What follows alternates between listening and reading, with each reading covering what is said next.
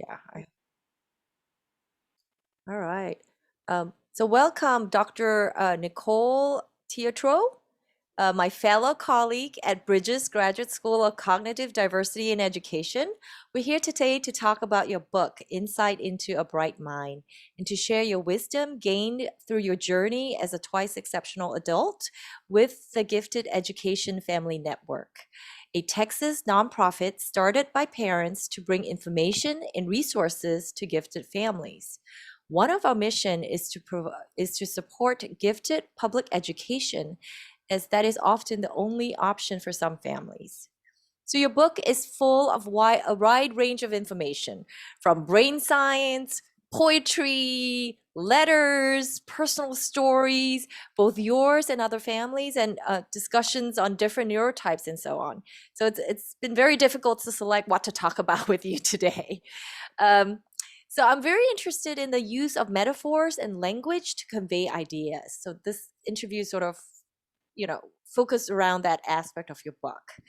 To begin, I would love to hear about your perspective of the use of the terms such as neurodiversity, neuroindividuality, gifted, talented, intelligence, twice exceptional, TUI, and so on.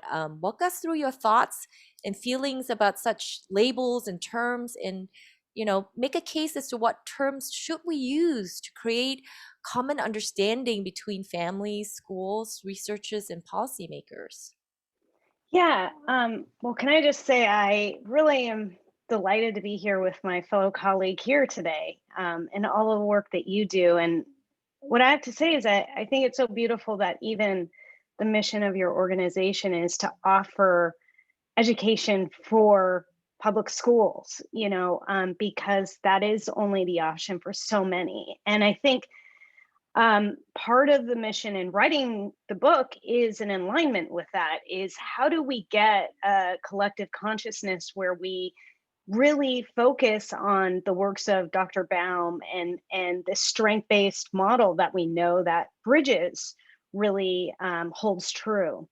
And so part of that mission is to kind of think about how can we, not me, but how can we collectively rethink the labels that we've been identifying ourselves and children with, and how can we kind of shift our awareness to kind of really shift us into a more positive light, where these kids and adults kind of are able to grow up and experience their true essence. I think that when you bring about public school education, there's really a challenge that individuals that are teachers really face by having a classroom full of kids.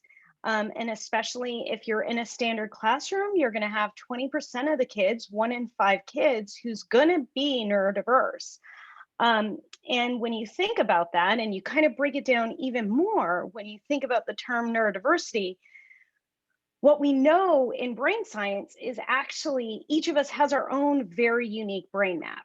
So it's not, it's not that the wiring in a subtype of a subgroup of people that helps for understanding a broader view, to offer in services and offer types of supports and also really build the strengths.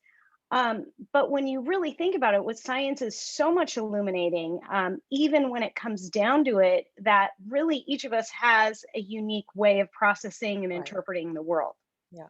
And I think that speaks to sort of people need to be aware when you're talking about groups in general. It's still an umbrella term, even within, twice exceptional students, and within each subtype, everyone's still so different. And I think that's something to really for people to keep in mind about that, that what may be true for one person may not work for the other. And I think that's speaks to what brain science is showing is in alignment with the general kind of philosophy that we really want to cater and be considerate of individual differences, in general, overall, not just for gifted outliers or all the different subpopulation that Perhaps taking that bigger viewpoint might be helpful in terms of framing policies and sort of like giving us a big picture of where we should go.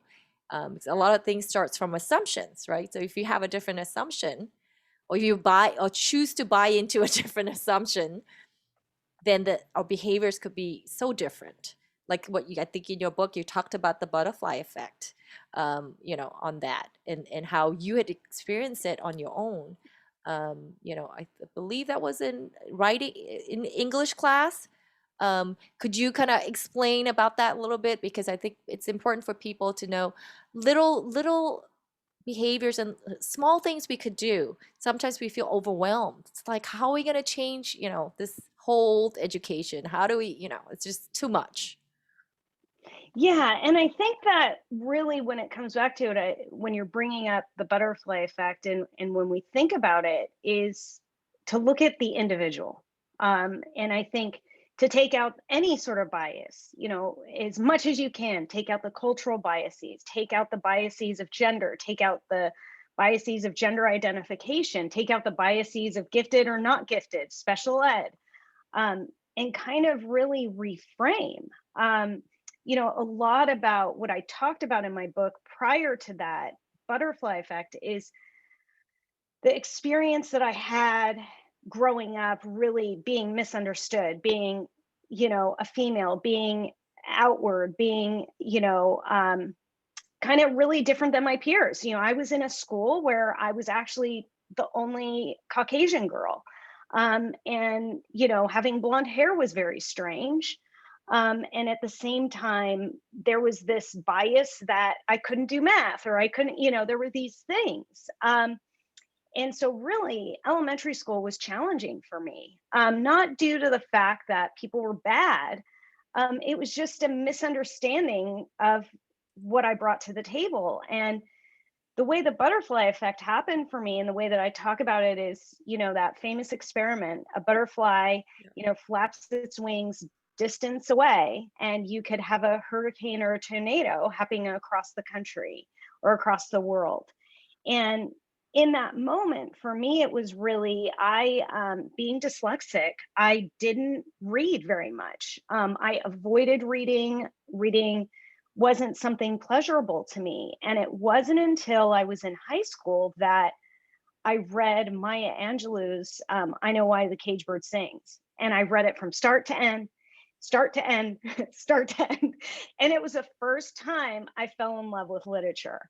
And it was a viewpoint so different than anything I had ever been exposed to, that I started, and I had always been a kid who loved writing poetry. I loved words. I loved the sound. And being dyslexic, phonetics is strange. You make up your own spellings. And so I had this teacher where she wanted us to write about our write about a very first kind of memory. And mine was a first kiss. And I remember I wrote about it, and I had all these details based on what I learned from my Angelou's writing, just, kind of go into the body, describe it, really in detail. And she read it out to the class. And it was the first time ever in my life, I was in ninth grade, that my work was actually highlighted, where so many times I was overlooked. And it had such a profound effect where I realized, okay, this is something I could do later on. Maybe, and it gave me that sense of hope that maybe I'm actually good at school, where I thought I was such a bad student my whole life. And so it was really, when a teacher sees the potential, they see that goodness, they see that seed, and they kind of help that child plant that seed and teach them that it's going to grow. It really makes the big difference in their life. And that was really, when you kind of go back to the idea of it, it goes back to the strength-based model. This teacher found a strength and really supported it. Yeah.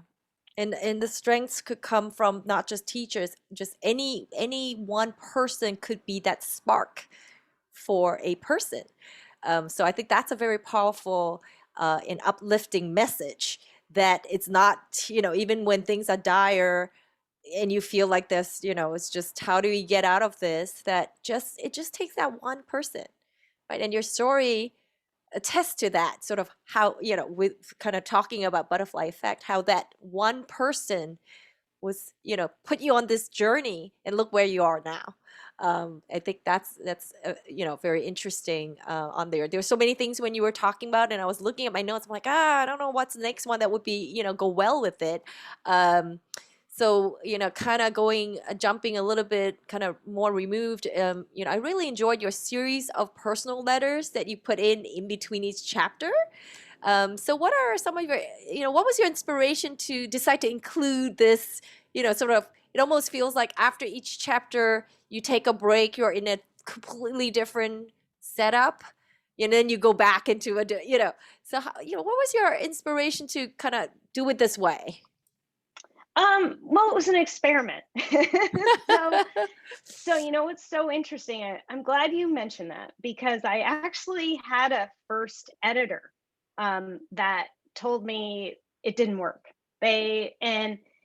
And I really had to make the choice actually and say, our relationship isn't going to work, because I need someone to help me find the way that I think this is going to work. And the book in itself is an experiment that you kind of bring out about language, in the sense that I played with a lot of different forms with the intention to kind of break what it is to write about science, to break what it is to write about giftedness, to break what it is to include poems and personal narrative. And it's an experiment. And a lot of my inspiration came from the work of Lydia Yuknovich, who wrote Chronology of Water, where she plays with a lot of different forms. And she was one of my teachers early on, saying, as long as you really stick with a form, your reader will trust you. And so I had to trust that the form I was doing was going to work. Yeah. And so the inspiration for that was originally an exercise that I kind of love to play with when I teach kind of expressive writing, is a letter to your future self, called futureme.org, where you could type in a letter to yourself a year from now and then see what you said. And so I started these out because I was going to only have one letter at the end, and it was just going to be today's your birthday. And then my husband actually mentioned, why don't you experiment and try to write one per chapter and see if that would work? Because I had a bunch of them and I was like going to mesh them all together. And then so I kind of divided them up to match the chapter with the experience, because I wanted there to be that conversation of, I see you. You're not alone. I think so often individuals feel alone in their experience. And I really wanted to offer a place where they could land on the page in an emotional sense, and then dive into the piece about the science that gives them, for me, science and poetry are probably very closely related, almost like spiritual experiences of prayer, where I feel that they have healing intrinsic aspects to them. And so I just wanted to offer those in that form to the reader. Yeah. And I really like that because, stereotypically, and we're talking about all the different labels and all that, when people think about science, it's supposed to be dry. It's, we have all this, just the word, when you say science, in general, the imagery and the emotions that brings up, in general, for a lot of people, is so different from the way you're doing it in your book. And I think putting that sort of more lyrical content in between, really seems to me not a distraction. It actually pulls everything in, more closely. So that's something for me. That's how I experienced your book, and I thought it was very interesting. Just because recently I'm really interested in, again, the use of language, imagery, and metaphors to convey ideas and to change minds by careful or sort of deliberate usage of, metaphors and language, that, so your book was really interesting to me from that, particularly from that point of view. So a lot of the things you said, for example, like, tell us a little bit about the secret side doors. Like, I love that, language. You could have said the same thing, you know, using different words, but I think, so to me, that's the really interesting part about your book. Um, that, and hopefully that brings, it's more, to me, more relatable. I can imagine we know what side doors are, and in secret we're like, okay, it's something hidden, like, how, so explain about your secret side doors. I think that, you know Well, viewers would love to, who haven't read your book would be like, oh, what is that? yeah. So, when I talk about the secret side doors, it's sort of these unconventional paths that I think 2E individuals experience, because I'd like to talk about it with a unique biology and physiology to begin with. And then there's unique processing, and then there's unique experiences. And sometimes behaviors get misunderstood because they are new, they're novel. And so the same thing happens when I think about experiences and the side doors that I had to do and kind of come about through education.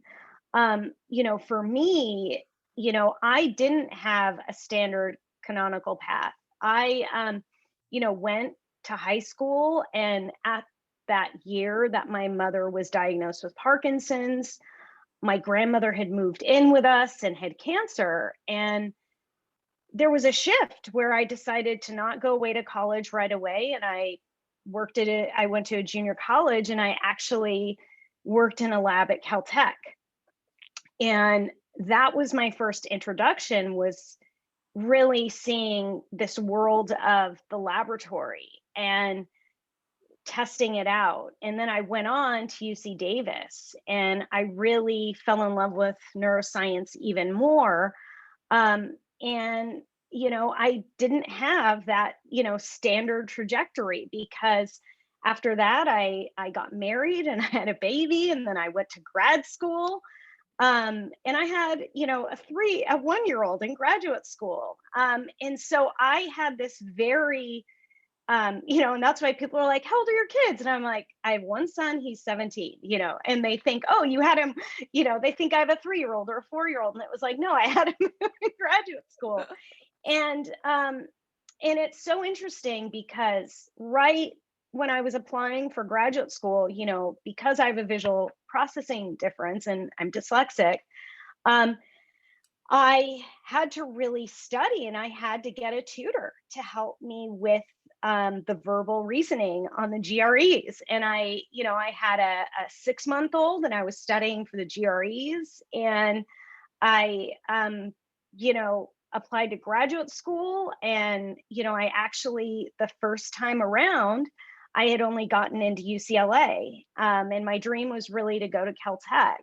And at the same time, I wanted to study Parkinson's, and I went and I studied Parkinson's. And then after doing that for 2 years, it was a bit heavy because my mom had that same disease, and I really decided to transition to autism. And then I got into Caltech, and it was sort of my dream come true. And Spence was 3, and he was there on campus with me. And so it was a really unconventional path. And at the same time, it's really interesting because right after I finished graduate school, my mother passed away 3 months later. And I was in this position where I had a postdoc, I had kind of a couple of postdocs, and I had really one specific job that I turned down. And I said, I think I'm really meant to write. I think I'm meant to translate, because there was this big gap when my mother was suffering from Parkinson's and what I knew was going on in the laboratory. And I saw that's where my heart wanted to go. So all these years I thought I wanted to study human brain tissue and Parkinson's, and I transitioned out. And so so what I'm saying about these side doors is that I kind of tried and did as many different things along the way, and it wasn't really a standard way, how things are done. And and it's funny because I walked away from academia and now back at I Bridges with know. I you. was gonna say. And I thought, oh, that part, it's over. I'm a writer now. And it's like, Yeah. no, I'm not. And so, and it's kind of like life shifts Yep. and it changes and it builds.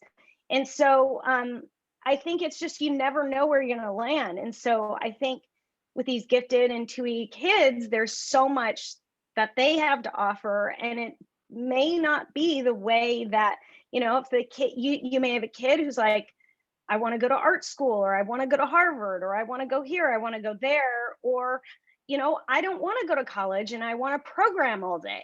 And, and they end up being heading, Mozilla or something. So I think we create these structures that you have to go this certain path to be this certain way.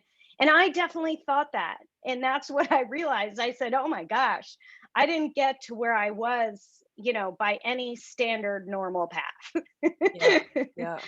So would you say then that you know, perhaps the first step in this on this journey to understand yourself would be what would your first step be? Self-awareness? How does one, you know, go on this journey? Because sometimes it's almost like you wake up, you're like, whoa, what happened? You find yourself somewhere. And I think in your case, you bring a unique perspective because you're telling us your journey as a neuro individual person, and sort of like you know, um, how was it that you finally realized you were dyslexic? You talked about your sensitivity to light and all that. How do you know if you had the migraines earlier, like how, what like at what point is the tipping point where you're like, maybe I have, it's sort of, could you kind of, share, let us walk with your in your shoes as that person kind of journaling along, sort of at what point, how did you find, I understand, I think when you were in college, that's when you found out you were dyslexic, but I think your sensitivity to light was sort of, you had experienced it a lot earlier, in terms of migraines and stuff. And what was going on at that time, in terms of what were you thinking? Like, why am I like that or not? I don't know. It's so interesting you say that. I think there are a couple things. I was the youngest of five kids. So I had a good amount, believe it or not. I was either with a bunch of my siblings or completely alone. And I think that the way that I naturally processed if things were too bright or too much is I would retreat and I would be by myself. And um and so it was sort of like I didn't know that I was naturally self-regulating, Yeah. if that makes sense. Yeah. Um and I think that um you know I grew up in a household where there were TVs on in all different rooms, and that was just like a nightmare to me. So I would just go to my room and close the door and have it be really quiet. And so I think the one thing that my parents gave me was the ability to be autonomous in some ways and figure it out. Um, I think also I think that for me, um, my awareness as a kid, you know, I obviously didn't understand that other people didn't experience it the same as me. I thought Mm.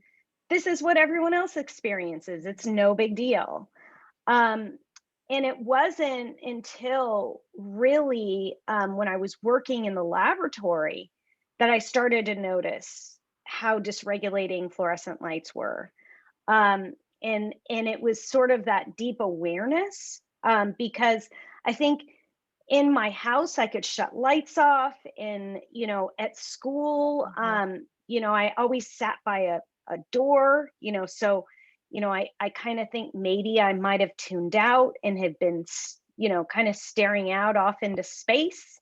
Or either I was super highly aroused and I would blurt out answers. So I think I would kind of go from one extreme to the other at a very young age, where I would be sort of tuned out to a point or totally overstimulated. And I think at the time, no one knew what was going on. And I think there was about maybe 35 other kids in the class. So, one kid, being a little, it was more that they wanted us in our rows and to kind of be quiet. And so I kind of, at the same time, I think I learned to endure without naming and speaking about it. You kind of just, I think that's the way, it's sort of like when you're running a marathon, you may be getting, a black toe, but you may not know it until the end of the race, and you pull up your shoe and you're like, oh, yeah, my toe was banging quite a bit and I got a black toe. And so I think it was sort of like enduring, Yeah. and I do remember, like, as a kid being highly distracted every time, a garbage truck came by. Like, the noise was just so loud. Sirens were very loud. Um, and it wasn't, and I would just say, I think I would just stop. Now I have the awareness and I just cover my ears and I don't Yeah. care if it looks a little strange. Yeah. It's loud, it hurts. Yeah. And that's something, my son is the same way. That, it's actually amazing if you think about it. Kids actually naturally are very self-regulating. I think the discrepancy comes because we don't understand what they're doing or why. And perhaps they don't either. And we're like, well, you shouldn't do that. Like my son would, he didn't do it often, but he seems to be more sensitive to bass sounds.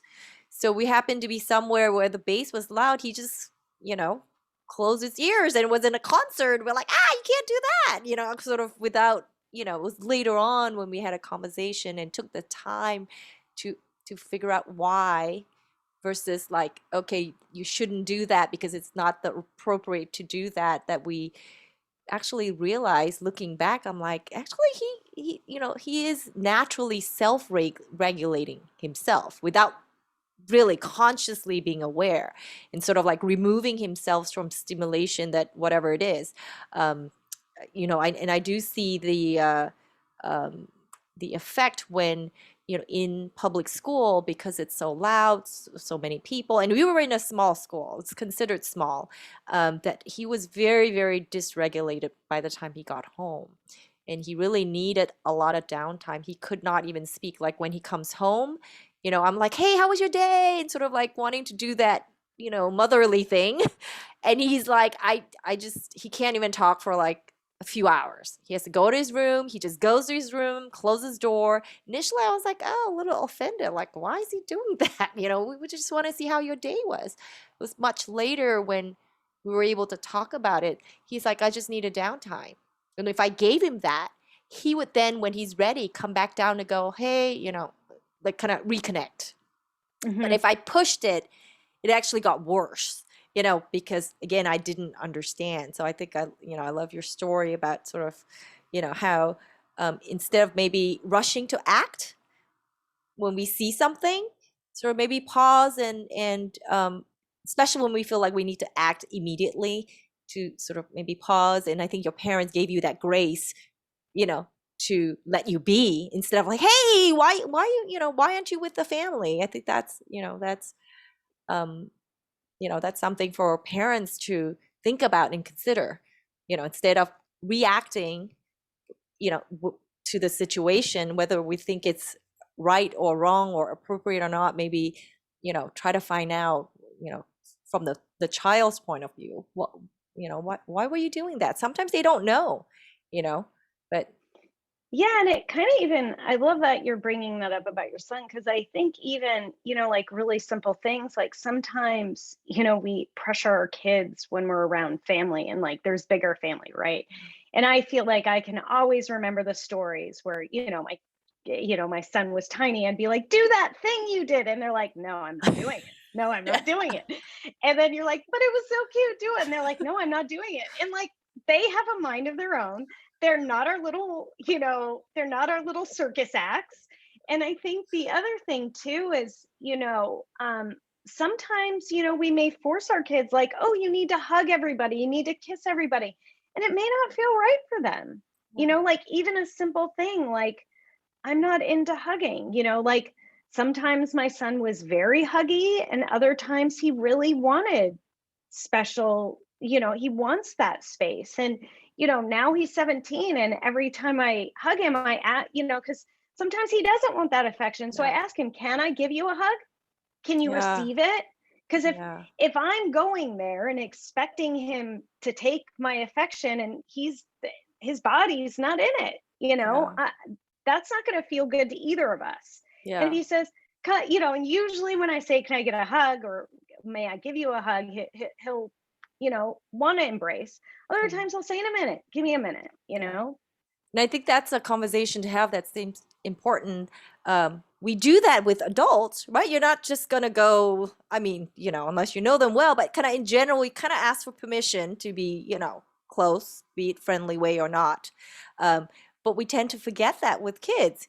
We just take it for granted that they should, just because. And I think what you're saying is, is a great idea to just ask, not because, just so they could be prepared, or if they feel like this, I'm not ready for that. That communication piece. I think it brought it back to your elementary teacher, Mrs. R, if you remember her, and the story about the coloring all the pages of your phonics book in order to pass the class.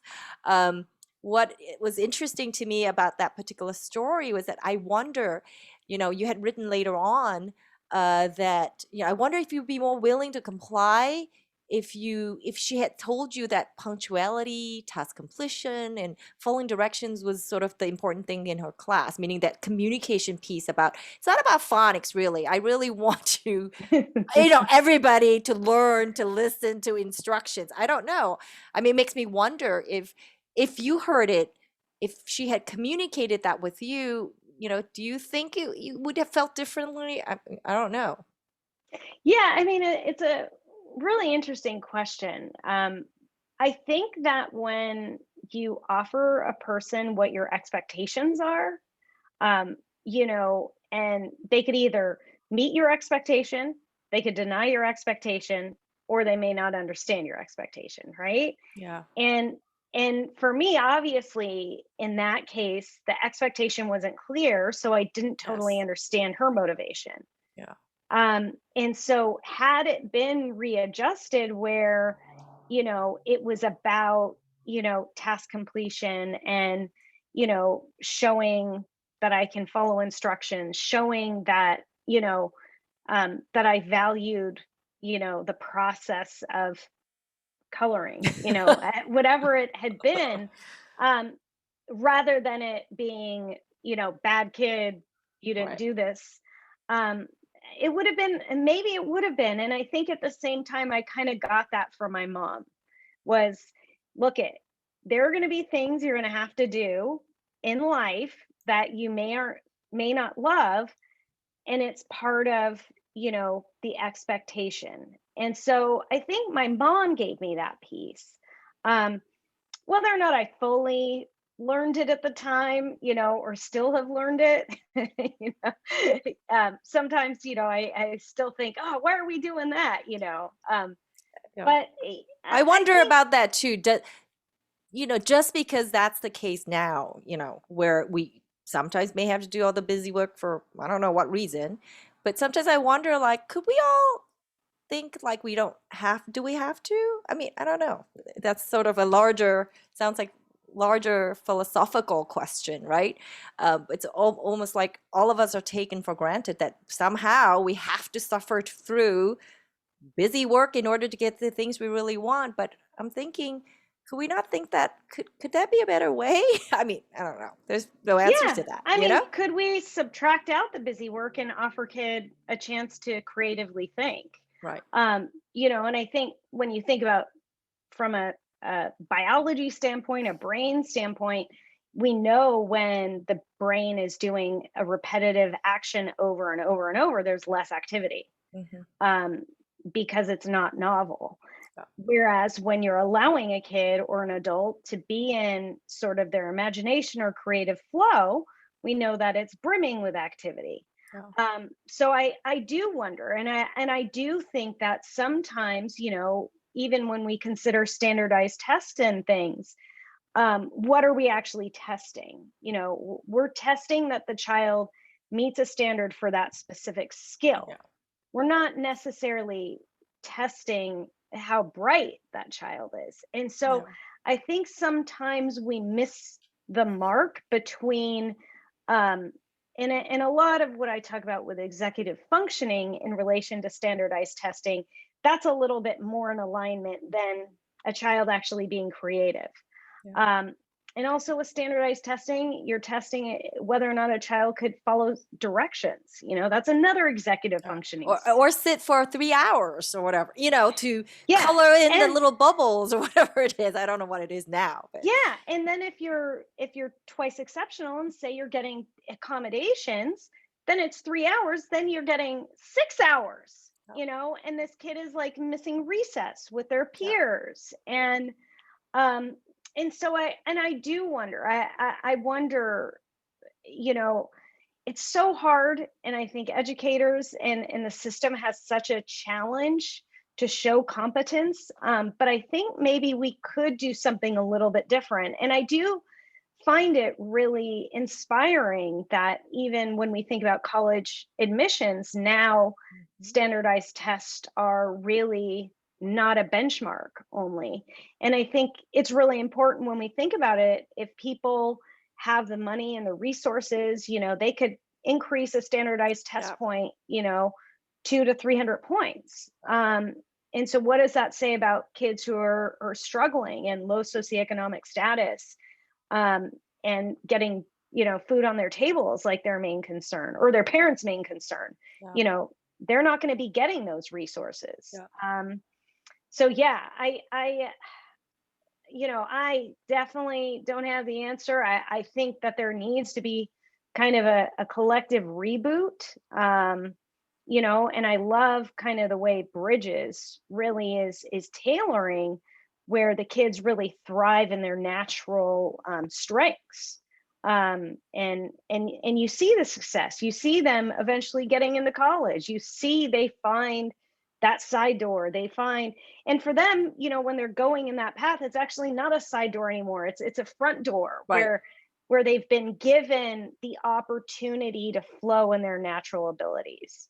Yeah, and this, I guess, there was this video that we had watched in one of the classes where it's called the Animal Schoolhouse.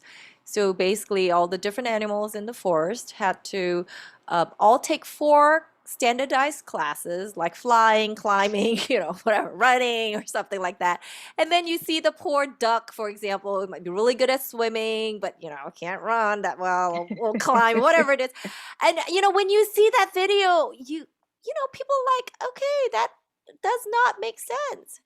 But if you think about it, that's exactly what, is going on. And, for some students, they may naturally, have certain strength in certain areas, but not all across the board. And, everyone's different, but sort of, that's why the kind of language and visuals and metaphors have been really interesting to me recently. I think, if we could do a lot of these writings in a way that could link the imagery, people understand that and the emotions that comes with that. That might be possibly be an additional way to connect between, like, let's say, educators, families, researchers, to find a common language. It just seems like we're all talking in different language, like what you're saying about the translation of neuroscience into more application or other realms. It's like, I don't know what you're talking about because you're using language as a medium of communication, but the language you're using is so specific. It's like, I don't know, so we can't relate to each other. Um, Let me see. There's a whole bunch of other stuff here, but let me see what it is. Okay. One of the things I wanted to talk about, two things in particular. One was you had talked about, when you were younger and, you had all this, large vocabulary, but you couldn't really spell them. And then, but then you're going to get points taken off if you can't spell them right. So then you just kind of substituted it for an easy word, that just so you don't lose points. With technology increasingly now being available, be it at school and all that at younger ages, what do you envision the technology's role might be regarding the need to spell, and whether with changing technology, how does that impact groups that maybe were disadvantaged before, and then now with technology, now they may benefit more largely certain groups at the expense of others. So it's sort of like the technology piece seems to be one of the butterfly sort of like thrown in. And just wondering what your thoughts are about that. Yeah, I think it's incredible. And I think that, I think it can make such a difference in communication and production. Even with kids, when you think about them being on the autism spectrum, often they may have challenges with verbal expression, but technology can provide a bridge, for them to be able to communicate. And so I think that it's definitely something that is a positive feature.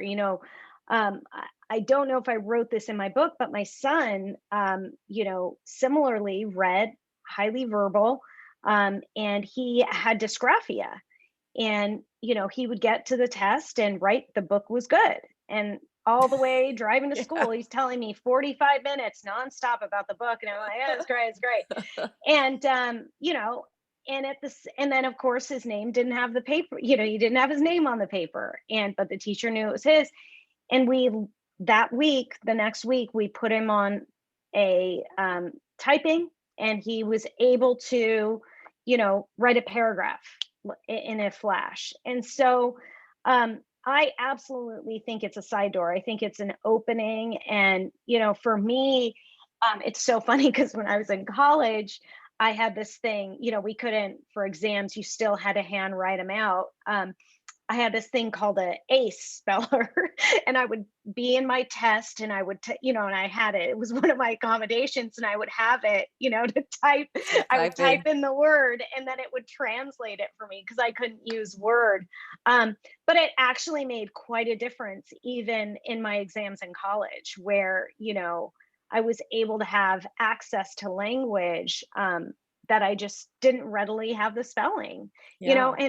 and my dyslexia is like specific to I before E and double consonants. Like it's really particular. And so having that, it was such a weight off my shoulders. It was such where I was able to really focus on the material and the content, and focus on my ideas, and focus on playing with ideas and playing with language. So absolutely, I think it's a foundational bridge for children and adults. Yeah. And that, that reminds me about I'm trying to think, which I just lost the thought right now, but, Oh, and I you're wanted to talking say about. something too, really quick, is like voice to text, Mhm. and creating transcripts. Some kids, even typing may not even be that accessible, where they can use dictation software. That can be fabulous, and that can be relieving as well. Yeah. And thank goodness you did that, because my brain reconnected and I was like, oh, I wanted to ask you, one of the things that a lot of families struggle with when they, have a diagnosis is do they tell their child? And when do they tell their child? Like kind of they worry that that would have a negative impact on their child. And then at the same time, in terms of going off to college, that's another big area, transition area, where families wonder, like, should they let the school know that this child, whatever, whatever. And, what are your thoughts on that? I'm sure there isn't any easy answers, but that seems to be one of the big things that a lot of 2E families struggle with. initially, depending on the age of the child, they're like, well, when should I tell them or not? Or, you know, sort of that timing between when the parents found out and when the child should know. And then the next big thing is going off to college. Should they let the school know ahead of time or not? Or how would that impact your child? And Oh, you're yeah. speaking from the other point of view because you are somebody that have gone through it. Sort of, if you could speak to parents about those worries that they have. Yeah, I think, to be honest with you, the sooner a child knows, the sooner they become empowered to advocate for themselves, and they have the awareness of how to,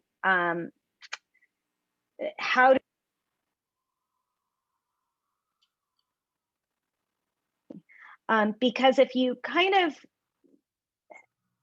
do it in a way where it's through nurture and compassion, and say, look, these are your superpowers. You've got such an amazing, unique brain where you've got these strengths.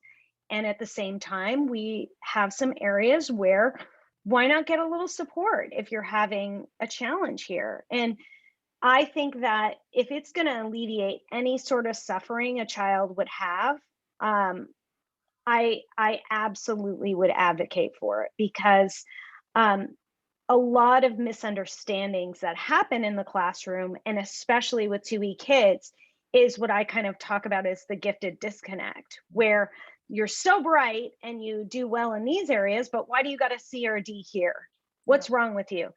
And what can happen is the child can really internalize that, have a low self esteem, struggle with things like perfectionism, imposter syndrome, kind of go into other, mental illness challenges or mental health considerations, let's say, where they struggle with anxiety because they may not understand that they think differently and that they need support. So, absolutely, I think communicating to the child so they can be advocates for themselves. And at the same time, I think also it kind of would even help with the playground and with friends, that if you have a child who has a different communication style and say they have ADHD and they're with their friends, they say, hold on 1 second. Can you re-say that? Because my attention shifted and I was watching the bird. Say that again. And then they could kind of respond where it pulls away from that stigma, where in the past, kind of like what you and I were saying, we go off, we would self-regulate or deal with ourselves but not fully know. Mhm. And so I think it really, it's a piece of a child's identity, it's not their whole identity. But I think understanding the intricacies within that helps them better identify and communicate with others.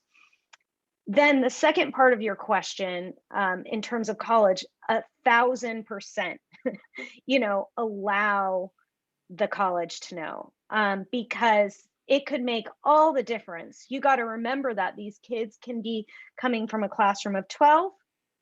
They could go to a small college, be in classrooms of 15, or they could end up at a really big university where they could have 300 people in their classroom and they could get lost in, the sea of kids. And at the same time, if they're taking a test and they're normally getting accommodations where, say, perhaps they have a note taker or they get books on tape or different things like that, or audiobooks, and those accommodations aren't made, it could be a shock to their system where all of a sudden they could be experiencing challenges where they could be failing out because they're not having the proper supports in place.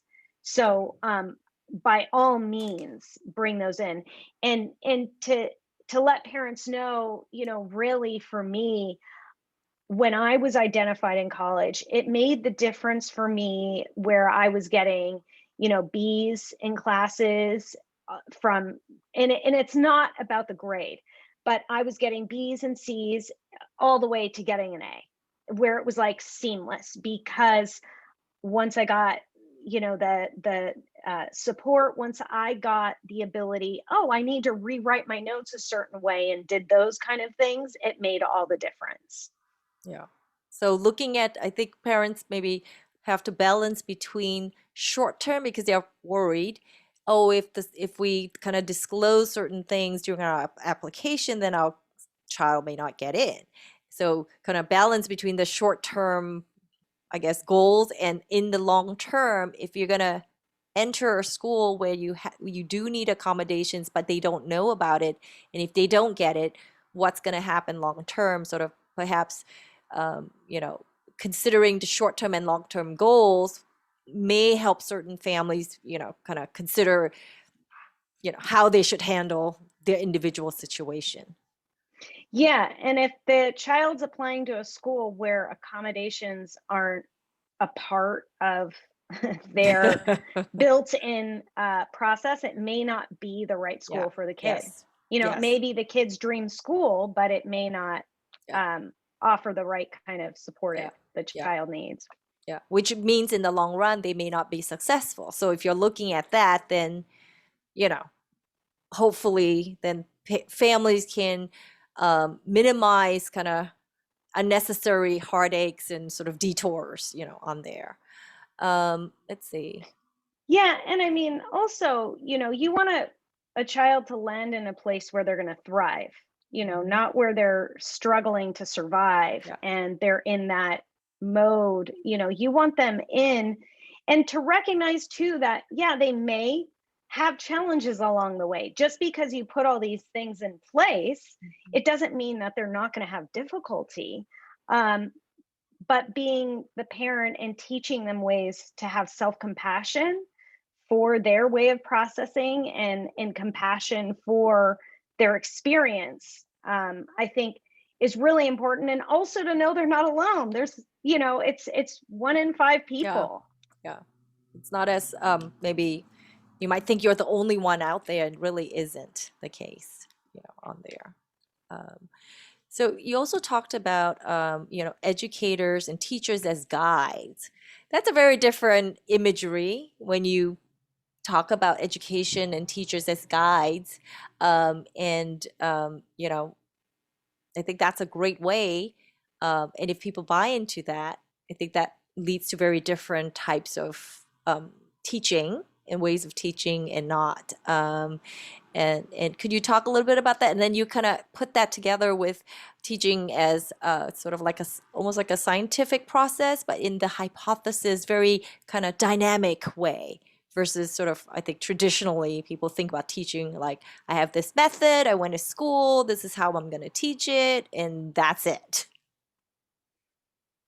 Yeah, I mean, I think that, you know, there's a lot of pressure on teachers. I Yes. think, you know, I think the biggest gift a teacher does for a child and for a family is to help them identify their magic, you know, to say, hey, this, you brought this into class today. That's you. That's your essence. And really help guide that child through their strengths. Yeah. Um, you know, rather, I think teaching is a dynamic process. And I think any educator would tell you that it's a synergistic relationship. The student also teaches the Mhm. teacher how to think about things, how to grow. Um, Sometimes that student is going to ask a teacher a question that they don't know the answer to. Yep. And, you know, I find, for example, in my own experience, when I lecture, when I give talks, often when people ask me questions and I don't fully know the answer, it informs me that this is an area that we need to investigate together. And it really ends up being a point of interest and spark for me, like, oh, I hadn't thought about it this way. And so when a teacher comes to it in the sense like, we're in this together as a guide, and at the same time, there's sort of a humility right? Rather than I'm going to teach you X, Y, and Z, and you're going to spit it back out. It's sort of a much more dynamic and synergistic relationship. Yeah, and it sounds like it's a collaboration. You're on this journey together, and a lot of, your writings in there are really all a lot of imagery about journeying together or in somebody's shoes, to accompany that person. So I really like that. So last but not least, and there's like, we could talk for hours, but last but not least, for for families that really have to stay in public school and they really have no other choice. Your book has so much stuff in there, but if you have to pick maybe like the top five that really that would be very useful, or that families with limited resources like that they could just grab and run with it, what would they be? Because you're talking about your book is like so thick, it could be like 5 books in one. Yeah. Um, yeah, I think that for families, especially that are in the public school system, I think you know the first thing really is to find a space of communication, an open dialogue with the teacher and the child and the family. I think so often in the education system, parents and educators kind of otherize, right? Like this kid's a pain in my Yeah. rear end, and the parent is my kid's not, and they're not seeing, first of all, the child's suffering, and the second part, the child's causing suffering for the teacher. Yes. And so kind of really, I think first and foremost, working to nurture the relationships with Yeah. the Mhm. teacher and the community. I think the second thing is to find really what the child loves Mhm. and help guide the child to do the things that they love. Because the more that they're doing the things that they love, the next thing happens. They're in flow. Yeah. They get the positive reward. They get that dopamine. They get that motivation. And then the third thing happens with that is they get those social connections. So Mhm. they may love robotics, and we kind of always use that, but they may have a 16-year-old in the group and the kid may be 10, Mhm. right? And that 16-year-old and 10-year-old could really get along happily because they're talking about robotics or Lego or, anatomy of horses, if they like animals, to kind of diversify. And so I think that's another thing. And I think, um, really another thing too is with parents, I think, is to step back Mhm. about what their expectations for their child are. I expect my child to be this, because they come out, and the parent again is the guide for the child, just as the child is the guide for the parent, and they our job as parents is to help the child see what they have to give to the world, not what we expect them to do. I think is really important. And and then I think maybe we're on the third or fourth thing is like identify the source of the difference of their learning. If there's we often talk about these bad behaviors children Mhm. experience. And if we identify really the origin of where that behavior is coming from, it's most often from fear or anxiety or, a pattern of suffering. And so if we could tend and nurture that suffering, we can help the child move through that, rather than, continually adding fuel to the fire. Yeah. And then I think the final thing is, you know, really spend time with your kids without electronics. Mhm. Go outside, be in nature, and parks are free. Yep. Greenery is free. Yep. We know nature naturally calms the nervous system. And it could be really, really healing for some of these kids who have high levels of overstimulation that naturally just being in nature can be such a um, healing force. It brings out that spaciousness. Yeah. No, thank you for sharing that. And I wanted to just share a story, personal story about the last part you said about spending time in nature. My son has dysgraphia, pretty severe dysgraphia. He also has dyspraxia, which is not knowing where he is in space. So it's sort of added on to the dysgraphia. It's like, where are you in space? You know, where you are. Um, One time we were at the near the Gardens of the Gods, and Mm. that was it was like a resort thing that we were there for a camp with other families. It was at this place. We were there 2 hours in. It was all just nature, you know, no reception, nothing. It was just that. And he started writing spontaneously, and he's the child. He could speak great creativity. He could tell you wonderful stories verbally, nothing ever written. But he just started spontaneously. It wasn't you know, there was no reason or rhyme to write, and he was never a writer as far as I could tell. He started just spontaneously writing about, you know, I can't remember what he did, but it was 2 pages, and he used a pen.